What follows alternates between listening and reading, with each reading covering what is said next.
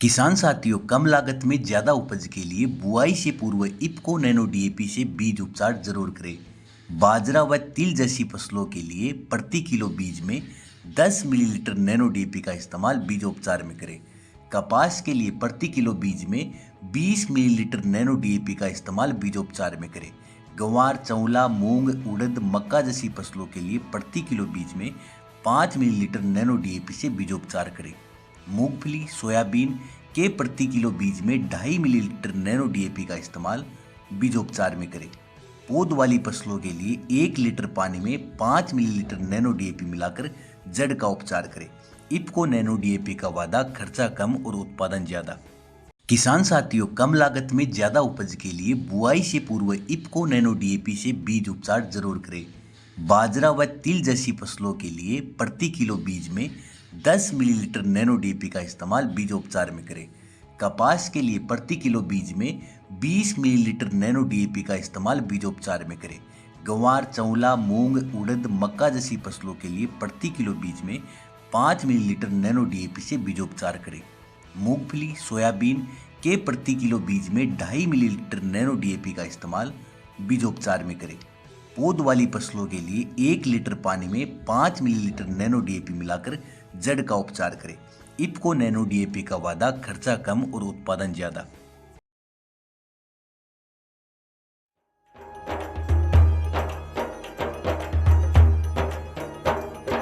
देख लो चौपाल, देख लो चौपाल रे, सब बड़ा बडेरा, सब बड़ा बडेरा आओ जी, सब लोग लगाया आओ जी, टाबरिया ने सब लाओ जी। देख लो चौपाल, देख लो चौपाल रे, सब बड़ा बडेरा, सब बड़ा बडेरा आओ जी, सब लोग लगाया आओ जी, टाबरिया ने सब लाओ जी।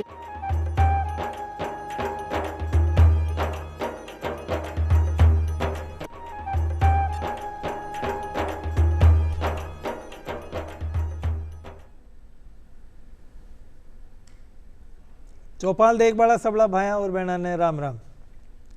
बहन बहना, चौपाल में स्वागत है। आपदा वो शब्द ही ईशान को है कि इन्हें सुनता ही इंसान सोच में पड़ जाया करे, इंसान डर जाया करे। वास्तव में छोटी से छोटी आपदा भी अगर उनको प्रबंधन आपा निकी तरह कौन कर सका तो बड़ो नुकसान दे सके है और बड़ो एक डर पैदा कर सके है। अपने देश में बखत बखत पर आपदा प्रबंधन को काम होते रही है और आपदा इंसान ही नहीं बल्कि जीव जंतु और वनस्पतियाँ तक न प्रभावित करे है। तो आपदा खई है सबसे पहले तो आ जाना आज की चौपाल में आपदा प्रबंधन कौन करे है, आपदा प्रबंधन क्या कर सका और जब आपदा अपने समाज में अपने देश में पड़ जावे है तो आम जन को खई कर्तव्य है, आम जन का खई आपन खई करना चाहिए। ये तमाम जानकारी लेर आज अपनी चौपाल में दो मेहमान आप आमंत्रित करो। यहाँ आप हैं श्री राजेंद्र सिंह जी सिसोदिया साहब। नमस्कार। राम राम। नमस्कार। राजेंद्र जी, आप कमांडेंट हैं एसडीआरएफ का जी। और दूसरा विशेषज्ञ श्री अमित जी शर्मा, आप वरिष्ठ स्टाफ अधिकारी हैं निदेशालय नागरिक सुरक्षा का। तो दोनों मेहमानों को बहुत बहुत स्वागत है। धन्यवाद। राजेंद्र जी, सबसे पहले तो भाई आम जन तो भैया कि आपदा मतलब कोई तकलीफ है, मुसीबत है, तो आपदा खई है, आपका एक विशेषज्ञ का शब्द नाम आपदा खई है।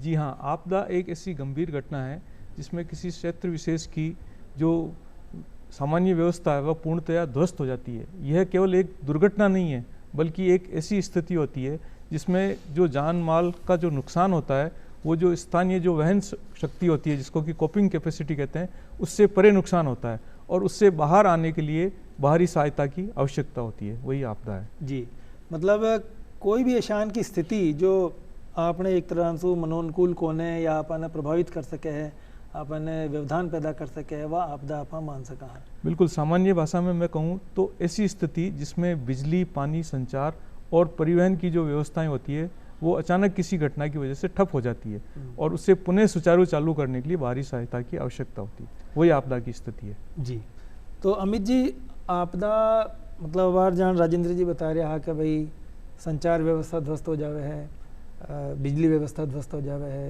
या पानी की आपूर्ति प्रभावित हो जावे है या और कोई जो तमाम आवागमन का साधन आप नी की तरह को काम कर सके। इसके अलावा भी कोई आपदा है या आपदा का प्रकार आप कतरा भागा में बांट सकाएं? सर का कहना बिल्कुल ठीक है कि वास्तव में जो जनजीवन प्रभावित होता है वो निश्चित रूप से जब व्यक्ति की कोपिंग कैपेसिटी, जैसा कि आपने बताया कि सहन करने की जो क्षमता है वो अंतिम चरणों में होती है, कि व्यक्ति लास्ट समय पर होता है कि भाई अब मेरे से ये सहन नहीं होगा, अब मुझे बाहरी सहायता की ज़रूरत होती है। तो अगर हम शब्दों के रूप में कहें इसमें, तो यूँ देखें कि ऐसी घटना या ऐसी कोई दुर्घटना जिसमें जनजीवन, जो सामान्य जनजीवन प्रभावित होता है, जिसमें जान और माल विशेष तौर से प्रभावित होते हैं, जिनकी हानि होती है, और पर्यावरण का जो नुकसान होता है वो भी एक इसमें अहम भूमिका निभाता है। तो ये तीनों ही घटक अगर इसमें शामिल हैं तो निश्चित रूप से आदमी की खुद की जो क्षमताएं हैं वो शून्य हो जाती हैं, नगण्य हो जाती हैं। ऐसी स्थिति में उसे बाहरी सहायता की ज़रूरत पड़ेगी, और बाहरी सहायता के रूप में अगर मैं देखूं तो हमारे पास काफ़ी सारे एजेंसीज़ हैं जो इस विषय पर काम करती हैं, और जब कभी भी ऐसी ज़रूरत होती है तो एक कंट्रोल रूम के माध्यम से या किसी और माध्यम से या डायरेक्ट संवाद के माध्यम से ये सभी सेवाएं वहाँ पहुँचती हैं और फिर कार्य करती हैं। राजेंद्र जी, आपदा एक बहुत व्यापक शब्द है। मतलब जाना बाढ़ आ गई वह भी एक आपदा है, रोड पर एक्सीडेंट हो गया वह भी एक, उन्हें भी आपको हमारी शब्द में तो आपदा ही है भाई। मान लो आपकी परिभाषा में है कौन मनने को कौन है, लेकिन मान लो खड़ा जाम लाग गया, एक अभी एक आपदा है। तो मतलब एक तो कि प्रकृति जन्य है, बाढ़ आ गई, सूखो पड़ गयो, या कोई एक्सीडेंट हो गया। अशान की आपदा में कौन कौन सी आपदा शामिल है, और एक मनुष्य जनित जो आपदा है उनमें कौन कौन सी आपदाएं शामिल? जी हाँ, मुख्य रूप से हम आपदा को दो भागों में बांट सकते हैं। एक तो होती है प्राकृतिक आपदाएं, जैसे कि भूकंप आ गया, भूस्खलन हो गया, बाढ़, चक्रवात, सुनामी, इस तरह की जो कि प्राकृतिक कारणों से होती है, तो वो प्राकृतिक आपदाएं। दूसरी होती है मानव जनित आपदाएं, जैसे कि युद्ध हो गया, कोई रासायनिक विकिरण हो गया, कोई दुर्घटना हो गई, आगजनी हो गई, जो कि मुख्य रूप से मानवीय लापरवाही या किसी तकनीकी कारणों से होती है, तो वो मानव जनित आपदाएं होती है। तो मुख्य रूप से हम इनको आपदाओं को दो भागों में बांट सकते हैं। तो एक अगर आपदा का कारनामा आप जाओ छावा, जी हाँ, भाई जाने भूकंप है तो उनका कारण तो प्रकृति है, या बाढ़ है तो उनका कारण तो प्रकृति है। तो कौन कौन सा कारण है जहाँ के कारण आपदाएं आवे हैं अपने देश में? जो दोनों तरह की आपदाएं, जो प्राकृतिक आपदाएं हैं उनका कारण नेचुरली प्राकृतिक ही है। जैसे भूकंप है तो जो प्लेट्स का टेक्टोनिक मूवमेंट्स है उसकी वजह से वो भूकंप की स्थिति बनती है। बाढ़ और भूस्खलन है तो वो भी प्राकृतिक कारणों से होता है। प्राकृतिक कारणों में मुख्य रूप से जलवायु का परिवर्तन या उसकी वजह से जो प्राकृतिक बदलाव होते हैं उन वजह से जो आपदाएं आती है वो प्राकृतिक आपदाओं में है। लेकिन जो मानव जनित आपदाएं हैं वो मुख्य रूप से, जैसे युद्ध हो गया तो वो अब किसी न किसी कारण से, या फिर कोई मानवीय लापरवाही है, जैसे कोई रासायनिक संयंत्र है या कोई बड़ी रिफाइनरी है, उसके अंदर कोई दुर्घटना हो गई, तो वो कोई न कोई या तो मानवीय लापरवाही होगी उसके पीछे कारण, या फिर कोई न कोई तकनीकी फेलियर की वजह से होती है। तो ये जो दोनों तरह की आपदाएं हैं उनके पीछे मुख्य रूप से यही कारण होते हैं। तो अमित जी देखो थे तो निदेशालय में बिराजो हो, तमाम महकमा है, तब बड़ा आला अफसरों भी बातचीत हुआ था कि मिलजुल काम भी करो हो। तो जो आपदाएं हैं वहाँ रोकी जा सके हैं समय पर, वक्त पर, अगर आप कोई जाप तो लगा लिया, या भाई आपदा तो आए आप केवल प्रबंधन कर सका? देखिए, इसमें दो चीज़ें हैं, बल्कि यूँ समझें कि इसको 3 चरणों में बांटा जा सकता है, जिसमें आपदा के दौरान, आपदा के पूर्व और आपदा के पश्चात, इन तीनों ही कार्यों को सुव्यवस्थित रूप से करना पड़ता है। जिसमें अगर आप ये कहें कि आपदा को रोका जा सकता है तो निश्चित तौर पर आपदाएं अगर प्राकृतिक है तो आप उसके रोकने की उस क्षमता में नहीं है, वो निश्चित रूप से होंगी ही। और ऐसी घटनाएं, चूँकि आज जिस हिसाब से विश्व भर में आज इंडस्ट्रियलाइजेशन हो रहा है, भूमंडलीकरण हो रहा है, या और किसी आस्पेक्ट में अगर हम देखें तो ये सारी चीज़ें हो ही रही हैं, और दिनों दिन आबादी का दबाव भी बढ़ता जा रहा है। तो रिसोर्सेस जो है हमारे पास, संसाधन हैं, प्लस और भी जो जीविका उपार्जन के जो हमारे साधन हैं, वो भी एक दूसरे पर निर्भरता उसकी हो जा रही है। तो निश्चित तौर पर काफ़ी लोग बाग इधर से उधर जाएंगे। जैसे इसको यूँ समझे एक छोटे से उदाहरण से, कि अगर मुझे अजमेर से जयपुर आना है और मेरी नौकरी जयपुर में है, तो सुबह कितने आदमी जो हैं वो अप डाउन करते होंगे अजमेर से जयपुर के लिए या जयपुर से अजमेर के लिए। और अगर उनका बीच में कहीं एक्सीडेंट हो जाता है तो उस परिवार के लिए तो वो आपदा हो गई, क्योंकि कमाने वाला उसका वही एक व्यक्ति था। तो ये चीज़ें ऐसी हैं जो एक दूसरे घटक को प्रभावित करती हैं। लेकिन जैसा कि आपने मुझसे पूछा कि क्या इनको रोका जा सकता है, तो निश्चित तौर पर रोका तो नहीं जा सकता, लेकिन इनका न्यूनीकरण किया जा सकता है। घटना का मिटिगेशन हम कर सकते हैं, जिसमें प्रमुख तैयारियां जो हैं कि लोगों को पहले तो सबसे पहले जागरूक करें कि भाई ये चीज़ होती है तो आपको रिस्पॉन्स में क्या करना है, क्योंकि कई लोगों को जो है जानकारी नहीं होने की वजह से भी लोग बाग सड़क दुर्घटनाओं में मारे जाते हैं, या समय पे इलाज नहीं मिलने से या समय पे हॉस्पिटल नहीं पहुंचने की वजह से भी कई लोग बाग अपनी मृत्यु को प्राप्त होते हैं। ऐसी स्थिति में अगर जन सामान्य को ये पता हो कि हमें एक्सीडेंट के समय क्या करना है, या नज़दीकी हमारा ऐसा कौन सा हॉस्पिटल है जिसमें मैं जानकारी रखता हूँ, या मेरी नज़र में ऐसा कोई व्यक्ति है, या हमारे पास संसाधन क्या है वहाँ तक जाने के लिए, या अगर कुछ भी नहीं है तो हम क्या कर सकते हैं, यानी इम्प्रोवाइजेशन क्या क्या कर सकते हैं। तो अगर इन घटकों की जानकारी हो तो निश्चित तौर पर हम उसकी व्यक्ति की जान समय पर बचा सकते हैं। सेम आस्पेक्ट ही हमारा आपदा के रूप में है कि चूँकि आपदा पूर्व तैयारी एक इम्पॉर्टेंट आस्पेक्ट है, एक घटक है, जिसमें हम ट्रेनिंग के माध्यम से, अवेयरनेस के माध्यम से, और जितने भी जो आपके सरकारी, गैर सरकारी या जो शिक्षण संस्थाएं हैं, और इनको जो एक खास तौर से जो विशेष वर्ग जिसको हम बोलते हैं कि जिसमें जो सॉफ्ट टारगेट होते हैं, बच्चे और महिलाएं, चूँकि इनका अधिकतम वक्त जो है या तो स्कूल में या घर में बीतता है, पुरुष अपनी जीविकोपार्जन के लिए बाहर जाता है, तो ऐसी स्थिति विशेष तौर से रहती है। तो इनको सबसे ज़्यादा अवेयर करने की ज़रूरत होती है। तो अगर वो अवेयर हैं तो अपने घर की सुरक्षा, यानी अगर मैं ये कहूँ कि अपने घर में सबसे पहले एक डिज़ास्टर प्लान बनाना चाहिए कि अगर कोई भी अग्नि दुर्घटना होती है, या कोई पानी का बहाव आ गया है, या किसी दुर्घटना में हम फंस गए हैं, तो हमारे पास निकलने का क्या क्या साधन होना चाहिए।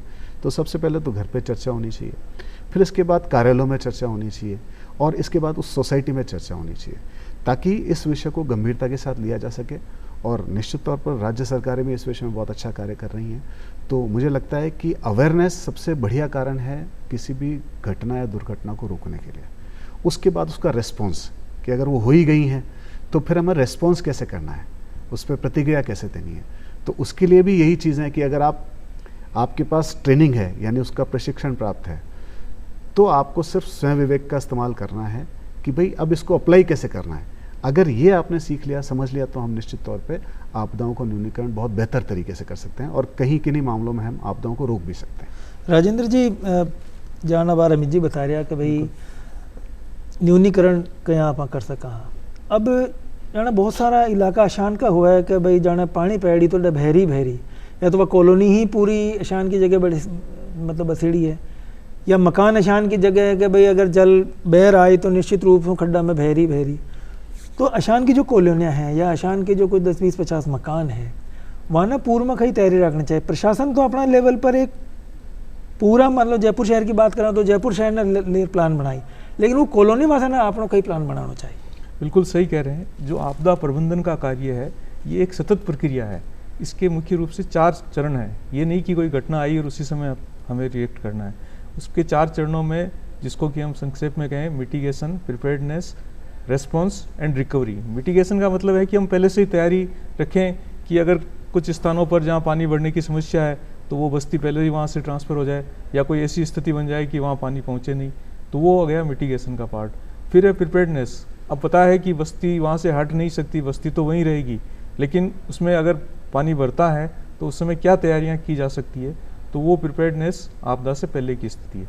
अब आपदा आ गई, पानी भर गया, तो उससे हम क्या रिस्पॉन्स देंगे, कैसे टीमें पहुंचेगी, कौन सी टीमें लोगों को रेस्क्यू करेगी, कैसे निकालेगी, वो हो गया रिस्पॉन्स का कार्य। और चौथा काम है रिकवरी का, कि कोई दुर्घटना हो गई, आपदा आ गई, तो उसमें अगर जो लोगों को जान माल का नुकसान हुआ है तो उससे लोगों को कैसे रिकवर करें। तो ये मुख्य रूप से आपदा प्रबंधन के 4 चरण हैं, और ये चारों सतत प्रक्रिया है। ऐसा नहीं है कि हम सिर्फ एक चीज़ पे ध्यान रख के आपदा का न्यूनीकरण कर सकते हैं। अगर हम चारों चीज़ों पर बराबर ध्यान देंगे तो जो आपदा से होने वाले जो नुकसान है, आपदा को ख़त्म नहीं किया जा सकता, लेकिन आपदा से होने वाले नुकसान को निश्चित रूप से कम किया जा सकता है। तो अमित जी, आपदा का प्रभाव कौन कौन सा पड़ा है, खासकर जो देखभाल में?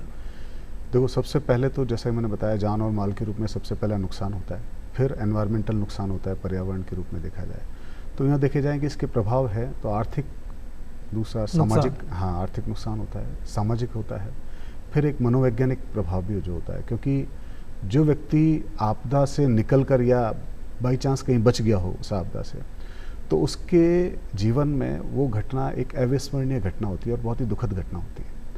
ऐसे में एक साइको सोशल इंटरवेंशन एक चीज़ होती है कि मनोसामाजिक जो उसका एक स्तर है वो वास्तव में उस वक्त घट जाता है, और उसके लिए उसको काउंसलिंग की ज़रूरत पड़ती है। तो तीनों चारों कारण जो हैं वो यही है कि एक आर्थिक कारण हो गया, सामाजिक कारण हो गया, मनोवैज्ञानिक कारण हो गया। ये एक मतलब कंटिन्यूस चलने वाले प्रोग्राम हैं जिनके अंतर्गत वो कहीं ना कहीं इससे अफेक्टेड रहता है। अच्छा, क्षेत्र विशेष में या अगर कहीं यूँ कहें कि किसी सोसाइटी विशेष में या परिवार विशेष में ऐसी घटनाएं हो जाती हैं तो वो और भी ज़्यादा भयावह रहती हैं और वो सालों तक जो है वो कंटिन्यूस ऐसी स्थिति में रहते हैं। तो निश्चित तौर पे ये जो घटनाएं हैं वो कहीं ना कहीं पूरे मानव जीवन को और उनकी जो सोसाइटी है, प्लस जिस जिले में अगर ये घटना हुई है तो उस जिले की भी जो इकोनॉमिक रेट है वो घट जाती है, उसको वापस खड़े होने के लिए उस बहुत सारी चीज़ों की आवश्यकता पड़ती है, जिनमें खास तौर से फाइनेंशियल एटीट्यूड की बहुत ज़्यादा आवश्यकता पड़ती है। तो ये सारी चीज़ें जो हैं वो आपदा के रूप में अगर बाई चांस कहीं घटित होती है तो ये इन्हीं मेन घटकों को जो प्रभावित करती है। इसके अलावा भी बहुत इससे एसोसिएटेड बहुत सारे कारण हैं जिनमें रोज़मर्रा के जो जीवन से हमारी जुड़ी हुई हैं, जिनमें अभी जैसे आप देख रहे हैं तो वर्ल्ड लेवल पे जो हमारा अभी सिनेरियो है तो पूरा विश्व जो है इस वक्त युद्ध की चपेट में है। तो एक आपदा तो यही है कि तुरंत महंगाई बढ़ जाती है, तो ये भी एक बहुत बड़ी आपदा है। फिर लोग बाग जैसे ही इनको कहते हैं कि भाई अब इस चीज़ की स्कैरसिटी है, किसी चीज़ की कमी जो है वो और आपदा के रूप में परिवर्तित हो जाती है, क्योंकि लोग बाग संग्रह करने लग जाते हैं चीज़ों का, तो मार्केट में अवेलेबिलिटी कम हो जाती है। तो ऐसे बहुत सारे ऐसे कारण हैं जो बेसिक कारणों के अलावा आपस में एक नेट की तरह जुड़े होते हैं। तो जैसे ही नेट को हमने खींचा तो सारे कारण एक साथ सिमट के आ जाते हैं जी। तो इसलिए अगर आपदा नहीं हो तो उसका न्यूनीकरण की तरफ हम बेहतर तरीके से मतलब उसका इस्तेमाल कर सकते हैं, लेकिन अगर आपदा आ जाती है तो इन कारणों से बचा नहीं जा सकता। सिर्फ जैसा साहब ने बताया कि चारों घटक जिनका हम पालन करते हैं, क्योंकि रिकवरी एक बहुत बड़ा एस्पेक्ट है। अब रिकवरी जो है वो किस तरीके से होनी चाहिए, मनोवैज्ञानिक रिकवरी, सामाजिक रिकवरी, आर्थिक रिकवरी और इसके अलावा जो उनसे जुड़े हुए कारण हैं उनकी रिकवरी। तो जब तक रिकवरी की तरफ हम अंतिम रूप से ध्यान नहीं देंगे तो फिर हम वापस उसी स्टेज पे आ जाएंगे। तो ये तीनों चारों कारण इसमें जरूर शामिल होंगे। तो रिकवरी ही प्रबंधन है या प्रबंधन कोई और चीज़ है? प्रबंधन में तो चारों ही पहलू आते हैं, लेकिन रिकवरी का अपने आप में बहुत महत्व है। जैसे कि अभी मैं आपको एक उदाहरण देना चाहता हूँ कि सेकेंड वर्ल्ड वार में न्यूक्लियर अटैक हुआ, वो एक मानव जनित आपदा थी। अब उसकी रिकवरी आज तक चली आ रही है, मतलब जनरेशन गुजर गई, लेकिन अभी भी उसका जो प्रभाव है आगे की पीढ़ियों तक अब तक नज़र आ रहा है। तो ये रिकवरी का फेज है, ये लगातार चलता रहेगा। घटना तो 1945 में हुई, लेकिन रिकवरी आज 2025-26 तक भी चल रही है। तो जो राष्ट्रीय आपदा प्रबंधन प्राधिकरण है वो कई हर की तरह काम करेगा? बिल्कुल, मैं आपको बताना चाहता हूँ कि भारत के अंदर जो आपदा प्रबंधन का कार्य मुख्य रूप से NDMA द्वारा किया जाता है, नेशनल डिजास्टर मैनेजमेंट अथॉरिटी। ये 2025 में जो आपदा प्रबंधन अधिनियम आया था उसके तहत ये गठित हुआ था और ये भारत के जो प्रधानमंत्री महोदय हैं उनकी अध्यक्षता में काम करता है। इसका मुख्य काम है आपदा प्रबंधन के लिए नीतियाँ बनाना और राज्यों को परामर्श देना, राज्यों के बीच में आपस में समन्वय करना और उनको सहायता प्रदान करना। तो ये एक तरह से शीर्ष संस्थान है जो कि आपदा प्रबंधन का कार्य भारत के अंदर करती है। तो ये जो आपदा प्रबंधन चक्र जिन्हें है वहाँ वो कई है? आपदा प्रबंधन चक्र ये जो NDMA द्वारा जो समय समय पर नीतियाँ बना के और लागू की जाती है, जिसके कि चक्रों के बारे में हमने पहले भी बात की थी कि 4 चक्र हैं इसके अंदर: mitigation, preparedness, recovery, response and recovery. तो ये 4 चक्र हैं। इन चारों चक्रों की जो सतत प्रक्रिया चलती है वही आपदा प्रबंधन का कार्य है जी। तो अमित जी, मान लो एक इंसान जो है, भाई प्राकृतिक आपदा भी इंसान का बस में कौन है, और जो 2 देशों के बीच में युद्ध हो रहे हैं वो भी इंसान, भाई हटा को रेवाड़ा में कोई मतलब ही कौन है, लेकिन प्रभाव ऊपर पड़ रही है, तो उनके बस में है कहीं, फिर उन्हें कहीं करना चाहिए। देखिए, ये वास्तव में तो उच्च स्तरीय निर्णय और निर्देशों की पालना के रूप में हम इसको देखते हैं कि जो हमारे अपेक्स संस्थान हैं, जैसा कि साहब ने बताया कि युद्ध के दौरान किन चीज़ों का या किन परिस्थितियों का हमें ध्यान रखना चाहिए, तो जैसा गाइडलाइन जो है NDMA या गृह विभाग जो भी जारी करता है उसके अनुरूप पालना पहली चीज़। दूसरी बात कि पब्लिक को अवेयर करना। जैसे अभी युद्ध के हालातों के दौरान ऑपरेशन सिंदूर में ऑपरेशन अभ्यास और ऑपरेशन शील्ड हुआ था कि लोगों को अगर ऐसी स्थिति में कि कहीं बचना पड़े या छुपना पड़े तो आपको क्या क्या कार्रवाई की जानी चाहिए उस वक्त। तो एक मॉक ड्रिल के माध्यम से जो कि पूरे भारतवर्ष में हुई थी, और ख़ासतौर से अगर मैं राजस्थान के संदर्भ में बात करूं तो 2 महत्वपूर्ण ये मॉक ड्रिल्स हुई जिनमें सभी सेवाओं के बारे में, जिनमें ऐसी सेवाएं शामिल थी कि अगर यूँ देखा जाए, अगर मैं केवल सिविल डिफेंस की सर्विसेज के बारे में देखूं या आपदा प्रबंधन की सर्विसेज के बारे में देखूं, तो महत्वपूर्ण जो चीज़ें हैं वो हमारे पास 12 एस्पेक्ट आते हैं इसमें कि सबसे पहले तो ऐसी एक जगह डिसाइड होनी चाहिए जो कंट्रोल रूम की जैसे कार्य करे, जहाँ से सभी चीज़ों का, ये कंट्रोल रूम केंद्रीकृत तो हों लेकिन नीचे समन्वित होने चाहिए, जिनका विकेंद्रीकरण भी होना चाहिए। तो डिस्ट्रिक्ट लेवल से अगर हम बात करें तो डिस्ट्रिक्ट लेवल करे स्टेट लेवल को और स्टेट लेवल रिपोर्ट करता है नेशनल लेवल को। तो यहाँ एक डिस्ट्रिक्ट में करीब करीब ऐसे उपाय होने चाहिए जो उस पूरी व्यवस्था को सुचारू रख सके, जिनमें खास तौर से जो प्रशिक्षण की अभी हम बात कर ही रहे थे साहब भी, कि प्रशिक्षण तो होते ही रहने चाहिए और जन जागरूकता होती रहनी चाहिए। संचार का माध्यम ऐसा है कि जिसमें इन्फॉर्मेशन होगी तो वो आगे उसका प्रसारण किया जा सकेगा। ऐसी स्थिति में हमें कम्युनिकेशन का विशेष तौर से ध्यान रखना पड़ेगा। रेडियो, टीवी या जो भी हमारे और माध्यम है उनको भी हमें सहजता से सुनना पड़ेगा और बाकी निर्देशों का पालन करना पड़ेगा। इसके अलावा शहर में जो है अगर इस तरह की आपात स्थिति होती है तो जो छोटे छोटे समूह हैं उनके पास ये जानकारी और ये प्रशिक्षण होना चाहिए जो कि प्राथमिक चिकित्सा को सुनिश्चित करे, फायर लाइन को सुरक्षित करे, रेस्क्यू करना है तो उसके लिए तत्पर रहे। उसके अलावा अगर कोई असेंशियल सर्विसेज की कहीं अगर कोई कमी हो रही है या कोई सप्लाई चेन बाधित हो रही है तो उसकी निरंतर आपूर्ति में अपना सहयोग प्रदान करें। इसके अलावा जिन व्यक्तियों को नुकसान हो गया है या आज कोई अगर जैसे बिल्डिंग डैमेज हो गई है और उसमें जितने व्यक्तियों का सामान था, तो अब ये बताना बहुत मुश्किल है कि किस व्यक्ति का कौन सा सामान था, तो ऐसी जो साल्वेज सेवाएं हैं उनको निरंतर रखना। और फिर अंतिम रूप से जो कॉप्स डिस्पोजल जिसकी हम बात करते हैं कि अगर मृत निस्तारण भी अगर करना है तो कॉमन सोसाइटी में ऐसे लोगों को ट्रेन किया जाए जो ये सब काम कर सकें, तो इसके लिए उनको ट्रेनिंग भी दी जाए। भाई सोसाइटी की बात सुनी, मैंने एक भाई बात समझ में आई कि देखो जो भी मैनेजमेंट है, सरकार या प्रशासन जो भी करवो छावे काम करवो छावे है एक समाज के ताणी, समाज का एक अंतिम वर्ग में जो बैठे आदमी का ताणी। अब जहाँ तक आए जो योजना या योजना की जानकारी या योजना की ट्रेनिंग आम समाज में आम लोगों तक न पहुँची भी वक्त तक तो प्रशासन भी अतरो काम कौन कर सके। तो ई पर भी सरकार या प्रशासन काम कर रही है कि भाई हर समाज का 10-20-50 लोगों ने साथ ले रहे एक समूह के रूप में कोई आपदा प्रबंधन ने उनमें ट्रेनिंग देवे। भाई भविष्य में अगर कोई आपदा पड़े तो भाई ये 50 आदमी आम समाज का अपने साथ है जो अपने साथ प्रशासन के साथ लाकर काम कर पाने तैयार है। बिल्कुल, इस संबंध में मैं आपको बताना चाहता हूँ, जानकारी देना चाहता हूँ कि एनडीएमए द्वारा इस तरह की योजनाएं समय समय पर लाई जाती है। जैसे कि वर्ष 2022 के अंदर आपदा मित्र योजना थी कि उसके अंदर अब जो आपदा से निपटने वाली सरकारी एजेंसियां हैं उनकी तो संख्या सीमित है, लेकिन आपदा मित्र योजना के तहत ऐसे स्वयंसेवक हर एक गांव में, हर एक शहर में तैयार किए गए, प्रशिक्षित किए गए कि वो आपदा के समय में फर्स्ट रिस्पॉन्डर के रूप में काम करें। ये योजना 2022 में आई थी। उस समय राजस्थान के भी 13 जिलों के अंदर 4700 स्वयंसेवक तैयार किए गए थे। उसी तर्ज पे इस साल पुणे एनडीएमए द्वारा एक योजना लाई जा रही है जिसको कि युवा आपदा मित्र योजना के नाम से जाना जा रहा है। इसमें भी राजस्थान के 13 जिलों के अंदर लगभग 12,500 स्वयंसेवकों का चुनाव किया जाएगा और उनको प्रशिक्षित किया जाएगा। उसके अंदर एनसीसी के कैडेट्स भी होंगे, एनएसएस के भी होंगे, भारत स्काउट एंड गाइड्स के भी होंगे और नेहरू युवा केंद्र के भी होंगे। तो ये करीब 12,500 लोगों को प्रशिक्षित किया जाएगा ताकि आम जनता में जो लोग हैं वो भी ट्रेंड हो और आपदा के समय प्रभावी रूप से अपना भूमिका निभा सके। तो विश्व में अपने आपदा प्रबंधन में अपने देश की कई स्थिति है।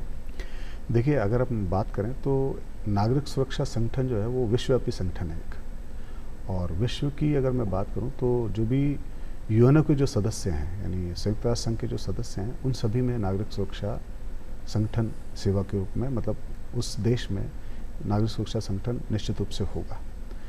अब अगर मैं वापस राजस्थान के संदर्भ में बात करूं या भारत के संदर्भ में बात करूं और विशेष तौर से अगर मैं जयपुर की बात करूं तो यहाँ पर भी जो नागरिक सुरक्षा संगठन है वो वैसे तो निश्चित रूप से जो उसकी पहली भूमिका है, जो प्रथम उत्तरदायित्व है वो लोगों को हवाई हमले से बचाने का है, और जो सेकंड एस्पेक्ट उसका है, जो सेकंड दोहरी भूमिका जो उसको दी गई है वो आपदा प्रबंधन के रूप में दी गई है।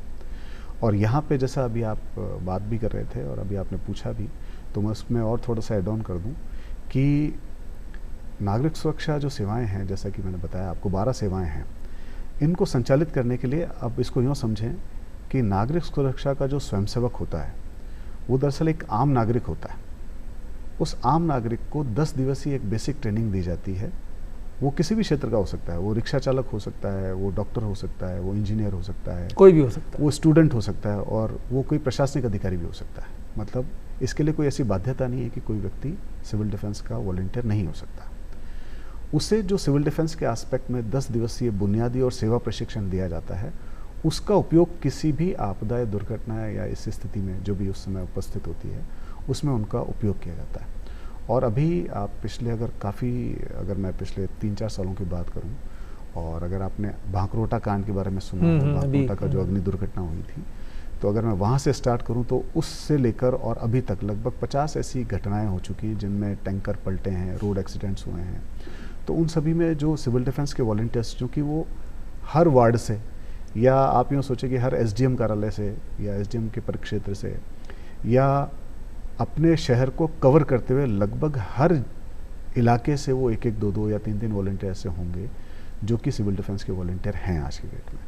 तो जैसे ही कोई सूचना उनको मिलती है तो वो प्रशासनिक रूप से इन्फॉर्मेशन आने का इंतज़ार नहीं करेंगे। उनको ये ऑलरेडी मतलब गाइडेंस दी हुई है कि आप तुरंत जैसे ही कोई इस प्रकार की कोई चीज़ देखें या कोई दुर्घटना में या विपत्ति में किसी व्यक्ति को देखें तो आप तुरंत रिस्पॉन्स करें। अब रेस्पॉन्स करने में जो सबसे बड़ी समस्या आती थी कि वो व्यक्ति जो रेस्पॉन्स करेगा उसकी पहचान क्या रहेगी। तो पहचान में उसको एक येलो जैकेट उसको दी गई है जो वो स्वयं भी ले सकता है और कार्यालय की तरफ से भी उसको विशेष अवसर पर उसको दी जाती है। तो उसमें सिविल डिफेंस लगा रहता है, तो उसमें किसी भी प्रकार का कोई दखल नहीं रह जाता। वो अपने आप में एक प्रथम रेस्पॉन्स करता या उसको एक फर्स्ट रेस्पॉन्डर के रूप में कार्य करता है और अपनी भूमिका का निर्वहन कर लेता है और तुरंत जो है इस पोजीशन में होता है कि उसकी जान बचाने में सक्षम होता है। तो ये एक नेट है।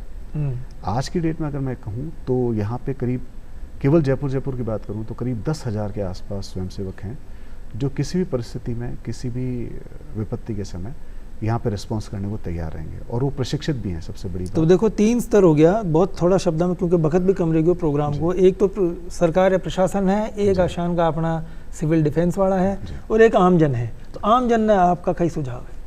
देखिए, एक तो मैं आपको जो अभी आपने वैश्विक स्थिति की बात बताई थी, मैं आपको बताना चाहता हूँ कि बड़े गर्व की बात है कि वैश्विक स्थिति जो है उसमें भारत एक वैश्विक नेता के रूप में उभर के आ रहा है आपदा प्रबंधन में। जो इसका सेंडाई इंडेक्स है उसमें भारत की रैंकिंग बहुत ऊपर है। और ख़ास तौर पे जो 2016 में नेपाल की घटना हुई थी या तुर्की और सीरिया में जो भूकंप की घटना हुई थी, उसमें जो भारत से जो रेस्क्यू टीमें गई थी उन्होंने पूरे भारत को विश्व में एक वैश्विक लीडर के रूप में स्थापित किया जी। अब जो आपका दूसरा प्रश्न है उसके बारे में मैं बताना चाहता हूँ कि आम जन का बहुत ही महत्वपूर्ण भूमिका है जब आपदा होती है। तो सबसे पहले वो खुद को सुरक्षित रखे, घबराए नहीं, किसी तरह की अफवाहों में शामिल नहीं हो, नए अफवाहों का शिकार बने, नए अफवाहें फैलाए। और हर जो आपदा आने के संबंध में आजकल इस तरह की कई तकनीक आ गई जिसके माध्यम से आपदा जिस क्षेत्र में आने वाली है उसकी भविष्यवाणी की जा सकती है। बिल्कुल राजेंद्र जी, बहुत जो थे मैं खेवो छारो भाई था के मुंडों में जो खुआ के थे विशेषज्ञ हो कि भाई कोई भी आपदा आवे तो अपन घबराना नहीं है। प्रशासन और सरकार सब चुस्त दुरुस्त है अपनी मदद का ताणी। तो राजेंद्र जी आप का कार्यक्रम पधारिया, बहुत बढ़िया जानकारी दी, आपको बहुत बहुत धन्यवाद। बहुत बहुत धन्यवाद अमित जी भी, और सारगर्भित जानकारी ही बहुत अच्छा तरीके से जानकारी दी। चौपाल रो बखत हो रहे पूरा इजाजत लेनी पड़ती है बाहर। तो राम राम राम।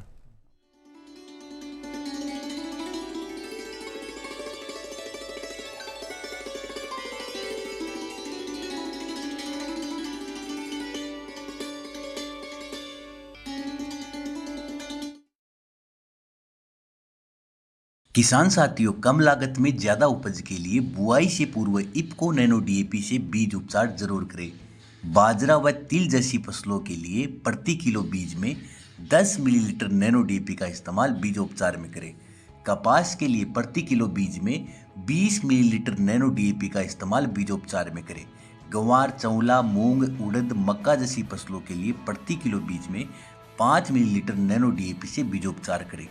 मूंगफली, सोयाबीन के प्रति किलो बीज में 2.5 मिलीलीटर नैनो डीएपी का इस्तेमाल बीजोपचार में करें। पौध वाली फसलों के लिए 1 लीटर पानी में 5 मिलीलीटर नैनो डीएपी मिलाकर जड़ का उपचार करें। इफ्को नैनो डीएपी का वादा, खर्चा कम और उत्पादन ज्यादा।